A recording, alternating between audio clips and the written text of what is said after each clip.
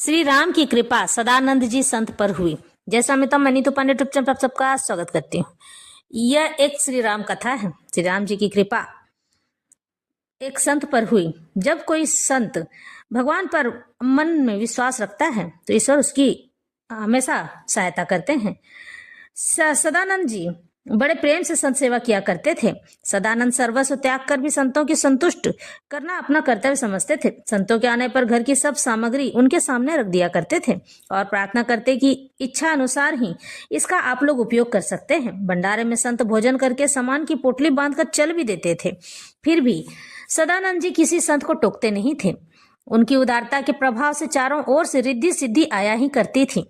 एक बार एक संत इनके पास आकर बोले, मैं बड़ा अभागी हूँ, मेरे पास रहने के लिए घर तक नहीं है, जो था वह छिन गया है, खाने पहनने के लिए भी अन्न वस्त्र नहीं है, इसलिए मेरे रहने और खाने पीने का प्रबंध कर दीजिए।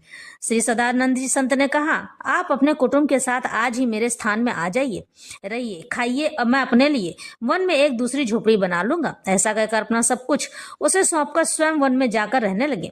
भगवान ने एक अपने धनी भक्त को स्वप्न में दर्शन दिया कि मेरा प्रिय भक्त सदानंद वन में रह रहा है। श्री रामचंद्र जी ने दर्शन दिए, एक आश्रम बनवाकर उसमें उसे रखो, संपत्ति रहने वाली नहीं है, संत सेवा करके उसे स्थिर करो। ऐसा ही हुआ। उसने आश्रम बनवाकर इन्हें रखा और खर्चे के लिए सीमित सीधा सामान भी देने लगा। पर इनके यहाँ तो संतों की भीड़ हुआ करती थी।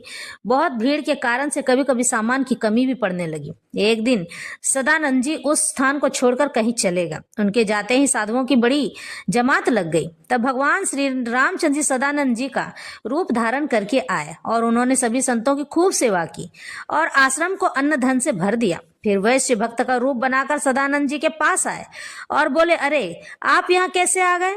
अभी तो आप संतों की पंगत करा रहे थे, उनकी सेवा कर रहे थे। मैंने देखा है आपके आश्रम में रिद्धि सिद्धि के भंडार भरे पड़े हैं। पंगत करके संतों ने वरदान दिया है कि सदानंद तुम्हारे यहाँ सदा ही आनंद रहेगा, कभी अन्न धन की कमी नहीं रहेगी, कभी किसी वस्तु की कमी न होगी। यह सुनकर सदानंद जी आए और मन ही मन अपने आराध्य प्रभु श्री रामचंद्र जी की कृपा की अनुभूति करने लगे और उन्हें बार बार धन्यवाद देते रहे। सदानंद जी बार बार अपने भगवान से कहते रहे कि हे प्रभु, आपने आखिर अपनी लीला दिखा ही दी, आपने मेरी मनोकामना पूर्ण कर दी, आपने ही साधु संतों की सेवा की है ना। इस तरह से वह बार बार श्री रामचंद्र जी का धन्यवाद करने लगे। इस तरह से यह कथा यहीं संपन्न होती है।